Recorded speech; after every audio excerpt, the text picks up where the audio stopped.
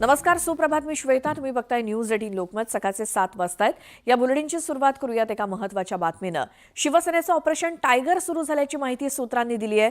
उद्योगमंत्री आणि शिवसेना नेते उदय सामंतांनी ठाकरे गटाचे कोथरूडचे माजी आमदार चंद्रकांत मोकाटेंची भेट घेतली. माजी आमदार चंद्रकांत मोकाटे लवकरच शिवसेनेत पक्षप्रवेश करणार असल्याची माहिती वरिष्ठ सूत्रांनी दिली आहे.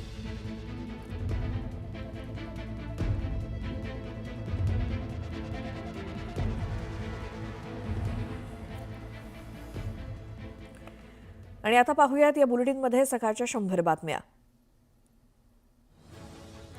भांडूपमधील समस्यांबाबत खासदार संजय दिना पाटील आक्रमक झाले. भांडूप पालिकेच्या एस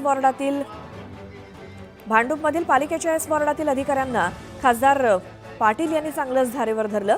समस्यांकडे दुर्लक्ष करू नका, कायदा हातात घ्यायला लावू नका, अशा शब्दात त्यांनी अधिकाऱ्यांना दम दिला.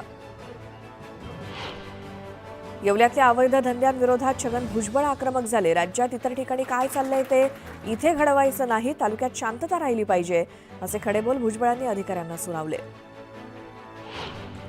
उपमुख्यमंत्री अजित पवारांना बारामती दौऱ्यादरम्यान शेतकऱ्यांकडून निवेदन देण्यात आलं.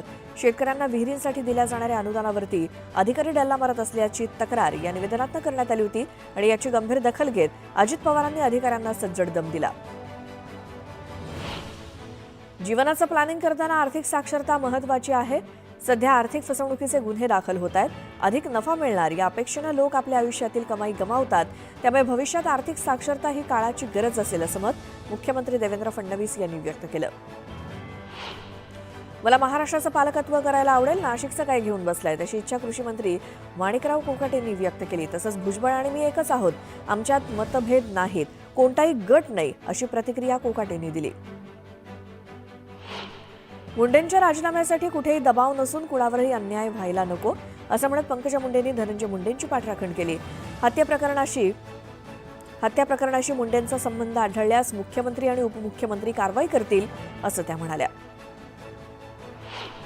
महाराष्ट्राला संतांची शिकवण आहे. संत कधीही जातीत विभागले नाहीत, मात्र आता संतांची शिकवण विसरून समाज जातींमध्ये विभागण्याचं कारस्थान सुरू असल्याचं म्हणत सदाभाऊ खोत यांनी बीडच्या घटनेवर निशाणा साधला. सांगलीच्या इस्लामपुरात ते बोलत होते.